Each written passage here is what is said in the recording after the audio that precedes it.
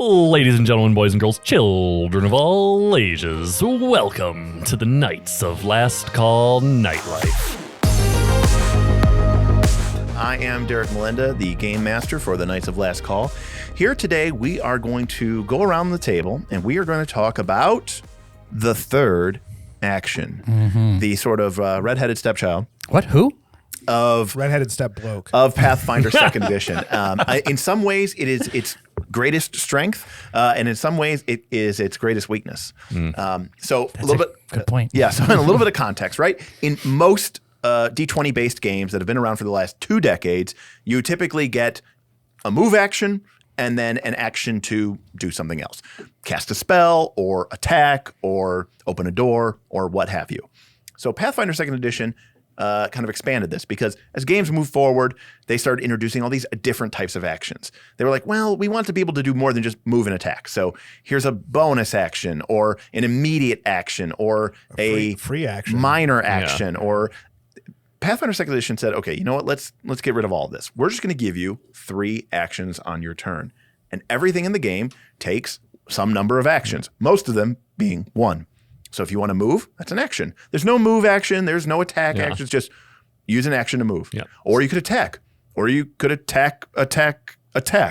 So you can just use your actions however you want. Now, the problem is that in a lot of instances, when you are doing something in the game, there is sort of a diminishing in returns, especially when you attack. And this is called the multiple attack penalty. Map attack. Also known as the map. The sorcerer doesn't know what that means. And so it's really, no, that's a good point. So there's two sides to this. One is for your martial characters, your characters who attack. And that is every time you attack, you get a increasing penalty to your next attack. So when you make your first attack for the round, there's no penalty. When you make your second attack for the round, you get a -5 penalty, which is pretty significant. And if you make a third attack in the round, you get a -10 penalty. And for all intents and purposes, that's swinging for the fences, right? And if you're hasted and make a fourth? It caps out at -10. So it's the same as. Yeah. And then on the other side of the coin, spellcasters, almost every spell in the game requires 2 actions, which means that a spellcaster can never cast 2 spells in a round. Right. For the most part. 2 of their big spells. So a lot of times with your characters, you end up with this extra action at the end of your turn. A spellcaster casts their spell, and now I have 1 action left. Or a melee character finds himself in combat with the horrific giant that had charged him the turn earlier. The character brings back his great axe and hacks into the giant and scores a hit. And then he swings again with his second attack with a -5 penalty, and he misses. And then he's got a third action. Yep. Well, I guess I just swing with a -10 penalty. And again, at most points in the game, you're probably going to need like a 20 to hit, right? So I thought we'd talk today about what can you do with that third action and what are ways that you can make it a better play for your character so that you don't have these moments where you end up wasting that third action or doing something silly with it. Well, let me start with talking about how when I first heard about Pathfinder, that was one of the coolest things when he first told me, and Derek told me about Pathfinder. He's like, oh, you could, because I played 5e, and you just move and attack. And he's like, you get 3 things: move, attack. I was like, that's the craziest thing ever. It sounds amazing. You get a reaction. I was like, this is going to be awesome. I'm going to be moving and attack, and then moving and attack. And so I start playing. And then I attack, and I go, oh my God, what do I don't want a -10. What do I do with my third action? And a lot of times I do recall knowledge, which is good. It's better than something, better than nothing, I guess. But my fear, and I've seen this happen now in Pathfinder games, is I have nothing else to do, so I end my turn. Well, doing nothing is the worst thing that you could do. Yeah, absolutely.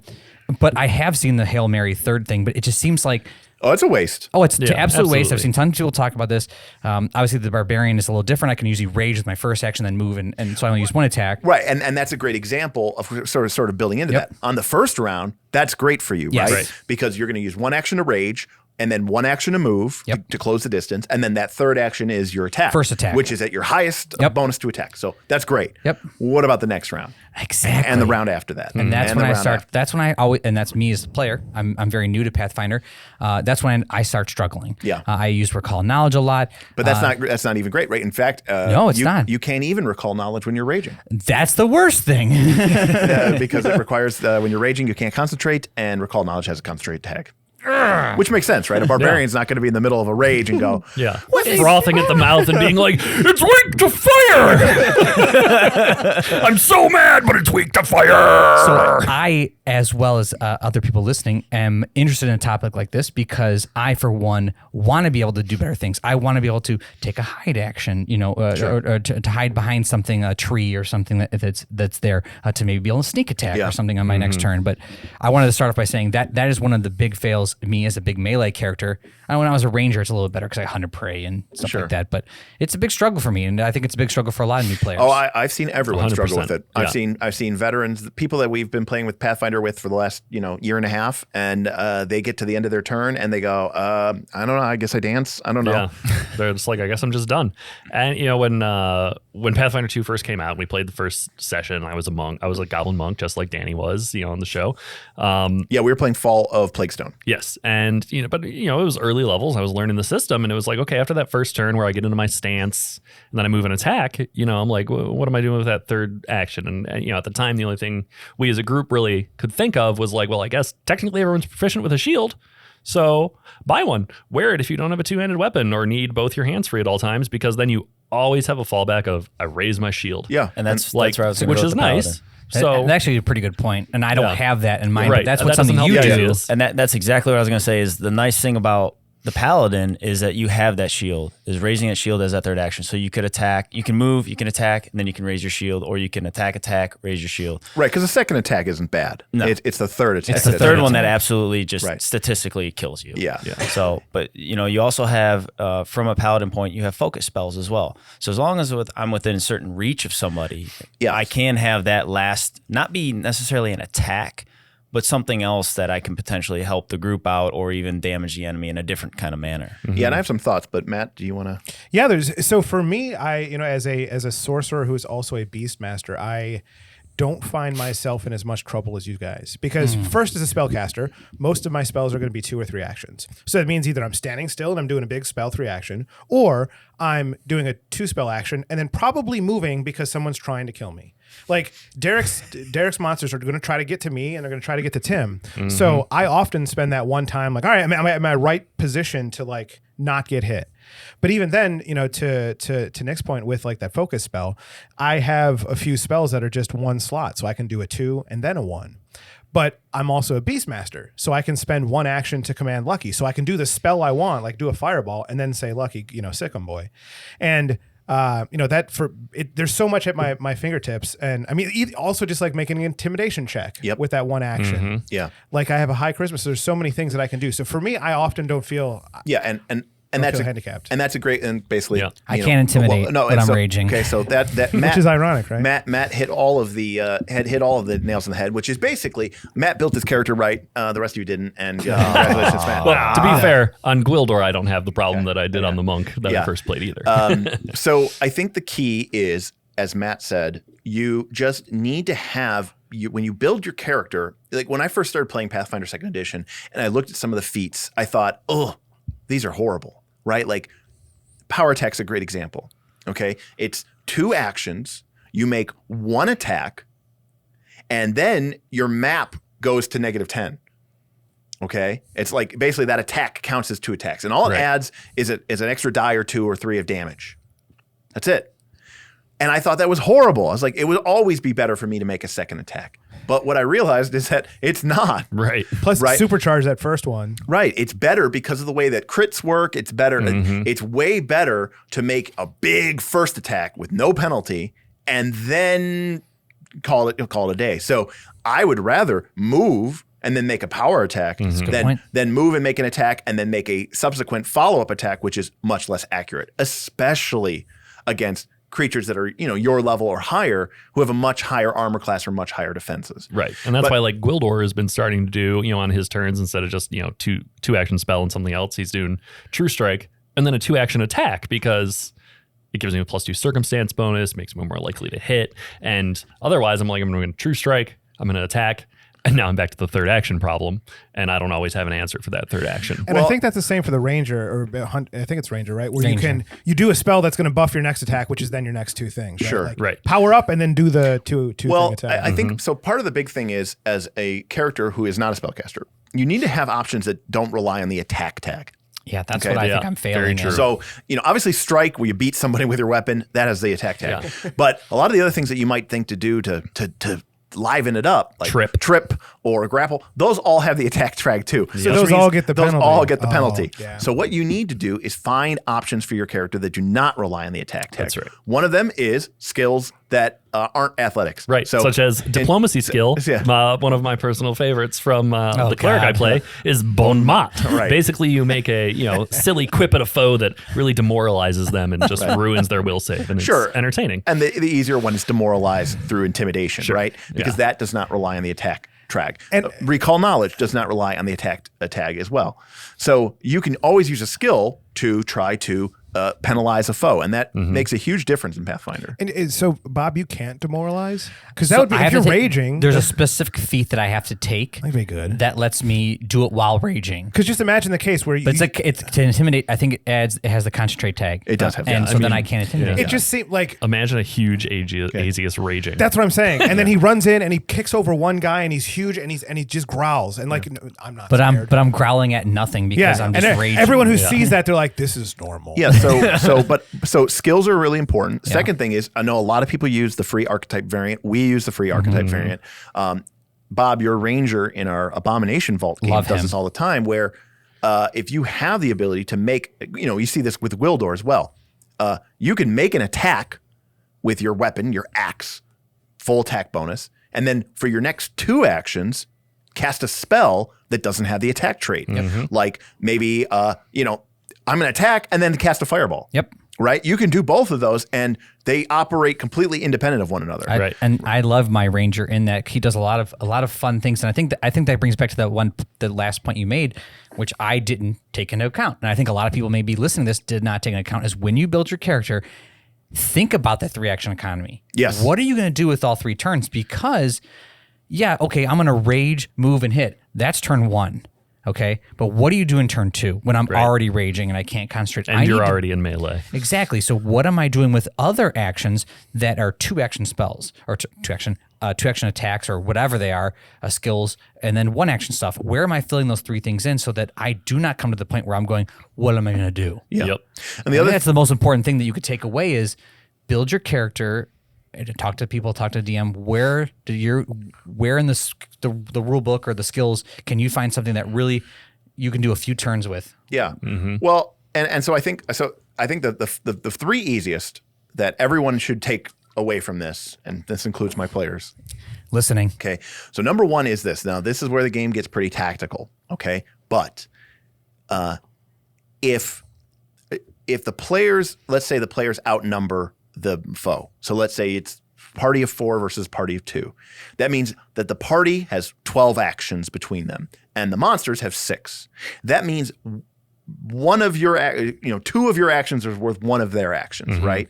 So if you can trade 1 action for 1 action, it's a great rate, right? Think about it this way. If everybody in the party could trade 1 of their actions for 1 of the monster's actions, and you did that twice, Be 2-0. monsters would have no actions left, and the party would still have 6 actions left, right? Most of the time. Are you referring to the wolf that was stunned and couldn't do anything for like 7 rounds, or paralyzed, and all the actions was gone and it couldn't do anything, and lucky That was had an its, extreme feast. case. No, I think you're more saying like if you can spend 1 action and put a slow 1 on a monster, that's great. You just or traded 1 action for frighten. 1 action, right? Well, specifically, I was going to say, Knock 'em again, this is things that any character can do, okay? Specifically, one is moving. Pathfinder 2 very specifically removed attack of opportunity from most monsters. I would say less than 10% of monsters have attack of opportunity. And that means that you're free to move around. And if So just disengage after you run in and so fight and then- if I move, You could step and then now move. the monster, well, I said He's they don't saying- have attacks of Oh, opportunity. you do just it. move. Yeah, Yeah, You you were just just saying move. disengage. Okay. I meant just run. Get Yeah. back.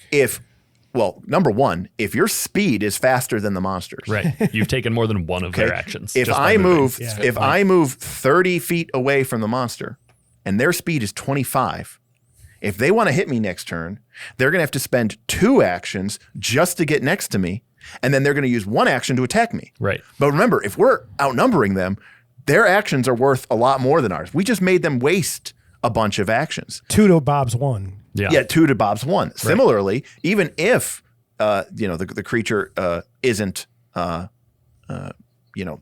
is the same speed as you, if the creature hits attack bonus might be way higher than yours, so its attacks are worth a lot. But if it has to move first, then it's only going to be able to, it might hit you with 3 attacks, right? But if the creature has to move, let's say you move twice and the creature has to move twice, but then it's only getting to make 1 attack. It's probably coming after me in that case. Yeah. It's abandoning Bob and heading towards me. Well, and that's something, now that I've played the system a lot more and understand the 3-action economy more, like, my example with the monk, now I know exactly what I'd be doing with that lower level monk. I'd be moving, flurry of blows with stunning fist, and then moving away. Yeah. Because now I've got them potentially stunned 1, so they're down to 2 actions already. And I'm a monk, so I have the fastest movement in the game. Therefore, like, they're using both of their actions just to close to melee distance. Right. Now, granted, like as Matt, as you pointed out, you do have to play as a team because if the fighter is like, haha, I abandon you. And then they're like, okay, I'm just going to go kill the sorcerer, Well, that brings up a good point. This happened in our last session, which I thought was excellent. When the monster does have the attack of opportunity, and I think this happened last session where Lucky incurred it. He did it on purpose to draw the reaction out from the opponent, so that when the heavy hitters came in, they didn't have to worry about the reaction. Right. I mean, and that was something that why would you ever want to do that? Right. Well, I'm helping the team out by drawing the reaction from the opponent. So number 1 is move if it's tactically advantageous to do so. Second thing, hit your microphone. That's 2 out of 5 tonight. Okay. Second thing, Tim mentioned earlier, have a shield, raise it. Now, that's not always practical because you might have 2-handed weapons or whatever. But the take a cover action is in Pathfinder 2nd Edition. And the way that the take cover actions works is even if your character is not technically in cover, which is to say like behind a tree or behind a corner, if there is something on the battlefield that your mini is static. It's a turn-based game. But in reality, these are living, breathing characters who are ducking, diving, dodging, weaving. Dodged up, duck, dip, dive, and dodge. There you go.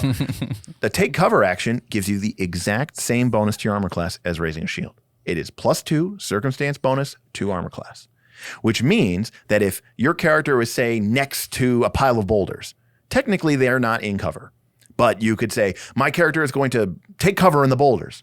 If you're next to the boulders, you do that. If you're fighting in a dungeon and there's a bunch of barrels of mead, that have spilled, or in a tavern fight, a table gets flipped over, just say, I take cover. And that's 1 action, and boom, you get +2 to your armor class. And furthermore, if you are in cover, so you literally are behind the corner, and you take the take cover action, it increases the bonus to +4, which is a huge bonus in Pathfinder. Absolutely. So now you might say, well, I can't always take cover. Well, maybe you should be trying to position your character in a way that you can take Maybe cover. That's when you move. So next turn, you can take cover. Yeah, and I've got a mobile wall in Lucky. I should be able to take cover behind him all the time. You already sizes get cover. larger? You already get cover because your creature, an ally provides lesser cover, which is +1 to AC. So, but what do you mean? If you're behind Lucky, you already have a bonus to your armor class. Okay. Yeah. But then if I take cover, I think according to the rules of the game, I think it would go up to +2. So now, cool. I gotta hide behind Lucky more often. So there you go. again, these are things that pretty much anyone can do. Now, this third one, maybe not everyone can do, but if you're like me, if you're Tim, you're traumatized from years of playing role-playing games where they really, really, really hated hiding and stealth. Okay, if you go back to like first edition Dungeons and Dragons, like a thief couldn't even hide in shadows because if an enemy even thought they were there, right? They're like, there's no way that this character could ever hide. I'm just gonna always think there's always someone there. Yes, but in Pathfinder 2, it is extremely easy, to gain the hidden condition. All you need to do is have cover or have concealment, which can be as simple as being behind a corner, or you could be next to a pile of boulders completely out in the open. And you could say, I take cover. Okay, now I have cover. I hide. And all you do is you make a stealth check versus your foe's perception checks. And if you are successful, you gain the hidden condition. You could do this straight away as a spellcaster. The first action that you could take is, and your turn is, I am going to quickly hide. Cool, I succeed. Now, when I cast my spell, they're flat-footed. Jeez. Stealth is never wasted in Pathfinder 2, right? As a skill. If you have the opportunity to train it, I highly recommend Well, it. that's the beautiful thing. anyone can train Right. stealth, right? This Yeah. isn't third edition or Pathfinder 1 where you have cross-class skills Right. and only certain classes. Anyone could be trained. Right. By do you have the opportunity? I mean, take a background, take a feat, take something. You have so many options. Just take it from the random skill you get to choose. Yeah, you get There's to just get so many skill things. increases Yeah. every time. So you could be any class at level 8 and be a master in stealth. That's right. And I think if you're like wearing full plate, I think you get like a -1 penalty to your stealth. Yeah, it's not even bad. in It's this just edition. like, it's almost like nothing. Yeah. Yeah. So, you can use that stealth. But I think the most important action that no one here uses and everyone should use, Ready? no, Oh, okay. aid. Ah, yeah. Yeah, I never use that. No one ever does because it doesn't make sense, but it's actually extremely powerful. Gives Okay. them a +1, right? No. You're thinking about it like I'm thinking my ranger. No. You are correct. It is +1. Oh. But it is a very specific skill that is very not, I don't think it's useful at all at low levels. Like first 4 or 5 levels of the game, it's useless. Okay, so what does the aid action say? It says it's a reaction, number 1. So a lot of characters do not have a reaction, so this gives you something to do on another player's turn. But to aid someone, you typically have to have used an action, typically one action, on your turn, setting up the aid, right? The example would be if Escanor is about to bash through a locked door, the action would be, all right, I stand next to Escanor and I get next to him and I prepare to push. It's one action. If we're in combat together, I might say, all right, I'm going to try to help Azius land a blow by distracting the enemy with my sword or parrying away an attack. The aid action is a DC 20 check, either an attack roll or a skill check. Now, it depends on the circumstances, doing, right? yeah. But it's always DC 20. So it's at level 1, it's DC 20. Now, when you're level 1, that might be hard to hit. You guys are level, in our campaign, the Knights of Last Call, currently are level 8. Right. What is your attack roll? 18. +9. Yeah.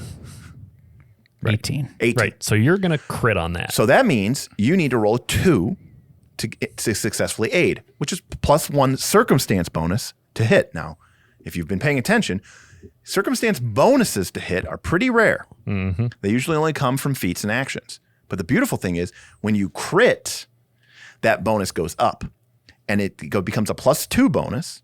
And if you're a master, it's a +3 bonus. And if you're a legend, it's +4 bonus. Now, when you say master in melee weapons? Master in whatever skill or attack you just Okay, used so to if you were aid. using attack, it can be melee. So if you're using an attack, it would be your melee skill. But as an example, do you have any skills that you are a master in? I do. I'm athletics. Right. Which means if you can figure out a way to shove aid or someone somebody. with your Distract him with athletic, jumping jacks. That's acrobatics. right? If you could figure out a way to aid someone with your athletics, it would be a DC 20.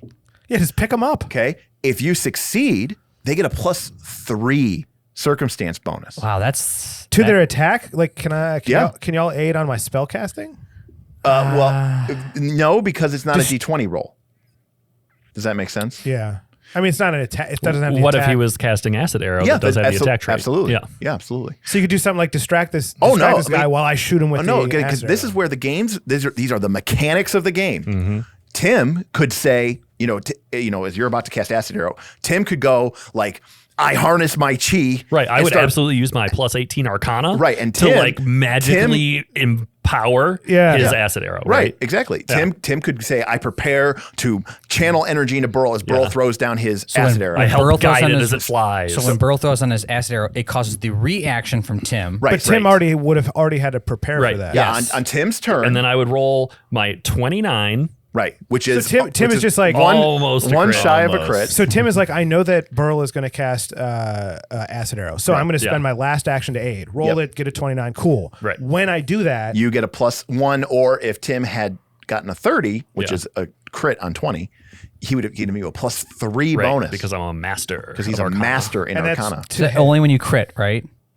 You Yeah, use or the master. DC is always 20. No, but what I'm saying is if you're a master and you just succeed, it's always 1. Yes. Okay, until you start critting, Right. does you get this Critting extra is bonus. where the level. Right. Okay. And that's my Matters. point, though, is like, for we example, never use that. We Correct. definitely No. need to be using And that. it's Well, a and to be huge fair, bonus. yeah, until I don't know, maybe 1 or 2 levels ago, it probably wasn't as worth our time. But now, I mean, plus one is a still plus good one to when you have hit. a 50% chance, I Right. guess. Yeah. I mean, the only downside of aid is And that I've less than is that it's only but you would never you would never aid with an attack. What I are would your- never- I but would what never are your be s- but what are your skills? Oh, my skills are much better for Exactly. sure. Yeah. But I'm just saying specifically for melee. Yeah, So no, you would never aid in a melee attack. Right. By the way, Burl, what is your spell attack? I think plus 16. Right. Yes. So you could aid with that. Yep. With a spell? Well, but Does it cost a slot? Or but you have cantrips. Right. So it could be a cantrip. Like sort of like maybe- You could pretend the aid is infusing electric arc into whatever else maybe is you're happening. distracting the creature with like a bunch of little fireballs and fire bolts, right? Using produce flame. Yeah, he sees you, and he's like, "Oh shit!" He's about to throw a fireball, and then he's like, looks Yeah. at Burl. All of a sudden, Tim hits him with a bolt. Right, you have a really great intimidation check, right? You could literally just be like, intimidate. at the last moment, be like, and that's the aid, right? Dead son. Now, do I have to choose the character? So I know that there's a bad guy in the middle. I mean, the I thing- intimidate him. Do I have to say I'm helping? No, yeah. When you do the aid action, you have to explain what it is that you're doing and how that's going to help someone, in that situation. So you'd look at the initiative. It's not a completely open book, but Right. but it gives you this ability to cooperate with your party members, and it lets you use a reaction, which is hugely to do, and it's a great way because, as we said before, Pathfinder 2, it's all about stacking bonuses and penalties, and then trying to land that big crit. Right. And as we said, that circumstance bonus is hard to get. Right. And that's so, why it is. as an example, if someone sets up a flank, okay, the creature's flat-footed. So that's a -2 penalty to their armor class. And then someone hit them with a spell or an intimidation fear. check, like a fear or an intimidation, and now they're frightened 1 or frightened 2. So now they're at -4 to their AC. And then Burl aids Azius's attack with a well-timed intimidation, +3 to his attack roll. That is a net bonus of +7. That's almost a full crit. right. Like just right there. Right. That's almost the difference. Now, me and Nick would not use this a lot just because we want to use our reactions, right? Like I want to use attack of opportunity, and Nick wants to use True. his Yeah. shield Yes, block. if that's the situation that you're in. Right. Correct. I just want to make sure, like you at home, if you're listening and you have a reaction that you are going to use or want to use or need to use, this might not be the one. But for someone that's But I mean, Nick Not- also has yeah. bonus reactions. Right. I That's mean, right. my guess I do. is there's probably rounds where Nick didn't use all of his reactions. Absolutely. He used the shield block, which he already gets for free, and Yeah. probably has the other one just sitting there. Now, again, I'm not trying to say that you should use this. No, Now, yeah. To be fair, I do think it is a very good way. It's a great way to do sort of like a team up attack. well, it brings You know, the team to, we should be, we as the Knights of Last Call and you at home should be thinking about these things because, these are ways we're going to be able to beat the big baddies Exactly. or get through these hard missions, And and a we lot- need to be a team. Right. Now, and- can you stack them? No, because it's a circumstance bonus. Okay. So That's what I wanna it's- make sure. It's just one. It's just So one and the same. All of us can't aid one person. Right. and I mean, get you a lot. could. Right. But if they we would were only fishing for a crit They or would something. only The get the highest, highest yeah. bonus. Yeah. Right. Yeah. So you're just fishing for the highest crit. At And that the point. other thing to realize is it's only for that one next attack. Yeah. It's not for their entire round, which means if you use it on the first attack, you're not going to get it on the second That attack. being said, if we knew that someone was going to make multiple attacks, I could aid his first attack, and someone else could use their reaction to aid the that's second a good attack. point. You absolutely could. Yeah. But I mean, I think the real strategy of it is Yeah. try to get that first attack bonus as high as possible Right. so that Right. they have a best chance of critting and doing double damage. And applying additional rider effects, right? Like if Escanor crits, the creature becomes flat-footed for the entire round because he has a sword. If Azius crits, the creature becomes prone because he knocks him frightened. down. And frightened too. Too, and it's And just a whole nother. shocked with electricity. Yeah. It's just And all shock kinds of bonus. There's a lot of And bonus stuff I shock got. Yeah. Right. So, I think what it really comes down to is you have to, the game can be punishing if you don't think about it, if you just make your choices in a vacuum. But there are retraining rules for a reason. That's right. There are plenty of things that you can do to make sure that maybe you should take an action or a feat that gives you an ability to make something that takes 2 actions or 3 actions just because you're like, it'd be nice to have something that, gives me a little bit of an advantage, but it eats up an extra action. You know what? because It's that much more powerful. A great example of that is Reach spell. Just Sure, very meta- simple ma- level meta magic meta feats. magic feats. Like it just adds 1 action to my 2 action ranged heal, something like that. Yeah, and it comes up a lot more often than you'd think because Pathfinder 2e shortened a lot of ranges of spells. Right. I know, Burl, you have 2 meta magic feats. Yeah. right? Wait. So You have can reach increase the burst or the You have widen and and reach. yeah. So if Burl doesn't have to move, because he's not in danger, he can throw his spell a little bit further. He can make his blast a little bit wider, right? So, or he can send Lucky in and give it 2 actions. So Burl's a great example of someone who has a lot of different avenues that he can use. And I'd point out that, as you get higher level and you've got arcane spellcasters casting haste on you a lot, this problem only becomes more important. Right. Yep. You're getting extra actions to move or strike. Now you're getting then extra I become more actions. confused. Right. So you really need to have those options that can sometimes, sometimes it's good to have abilities that take up a bunch of actions just so that when you are hasted or have that extra action, you have something that you can use that's really worth it. Right. Yeah, and when the non-hasted one, like you said, they're not all lumped into the attack tag. Right. Like make sure you have a variety of things to do. Make sure you build your character with 1 to 2 action spells that you can use all 3 actions equally or better, or use it well. And hey, the 3 action economy. Yeah, and hey, if you really want to cheat, just be an arcane caster and use magic missile because it has 1, 2, or 3 actions. Just be lazy with it. Do what you need. Yeah, and don't be afraid too. It's an action to get something out of your pack, and then it's an action to drink it. Okay, but you still get to make an attack that round. So you could pull it out turn 1, turn 2. Drink potion, sure, then move attack. Yeah, I mean, use those actions up. Don't just never. If you can avoid doing the Hail Mary, the only time I think it's appropriate to make a 3rd attack is when, if things are truly desperate, but is if you're fighting a lot of lower level monsters, because then their AC is already gonna be so much lower that the -10 penalty you're like, I actually probably still hit these guys on like a 13. Right, and deal enough damage that it's significant. Yeah. The second option is if you have got the enemy, he's prone, he's frightened 3, he's sickened 2, he's, you've got him stacked with every debuff in the game, and you're sitting there with every buff in the game, and you're like, okay, I'm hasted, 4 strikes. Sure. Try it all. Yeah, I'll just swing because, like if I have like a reasonable chance of hitting, sure, swing for it, Yeah. But, so yeah. No, I think that was great advice, especially for me and hopefully for you at home, because I know I like to learn that stuff, and I'm glad we had this conversation about it. Yeah, and I think the 30 action economy is universally considered one of Pathfinder 2's greatest strengths. Yes, it's so cool. It's such a good sell. I absolutely love it. Yeah, it gives you a ton of flexibility, and you just got to figure out a way to use it, especially if you're coming from 5th edition where it doesn't exist, and you just kind of have that move and then that attack action or spell casting action, that sort of main action. Yeah. It can be a very, very big paradigm shift because you're used to thinking, if you come from Pathfinder 1, you have a move and a standard. You're used to thinking in this kind of 2 action move and then do something paradigm. And so it can be a bit intimidating at first, and then even disappointing when you start realizing how, oh man, this 3rd action isn't as good as I thought it is. Yeah, you can't get everything. You can't just swing endlessly and cast 3 spells a turn. No, you can't do that. But you do need to build your character in such a way that you have things that you can do and sort of embrace the team building aspect of Pathfinder 2 and try to use that to your advantage. Love it. Yep. All right. Any final thoughts, closing thoughts? I got to use more intimidate checks. Yeah, to absolutely. just help aid I will aid guys. you on your intimidation. Yeah, and I'll say the last thing too. Same with dungeon masters. When you're running your monsters, especially your monsters, who cares, right? Like if they're probably going to die. Well, look, 99.9% of the time they're going to die anyways. So do something with them. Intimidate the players, right?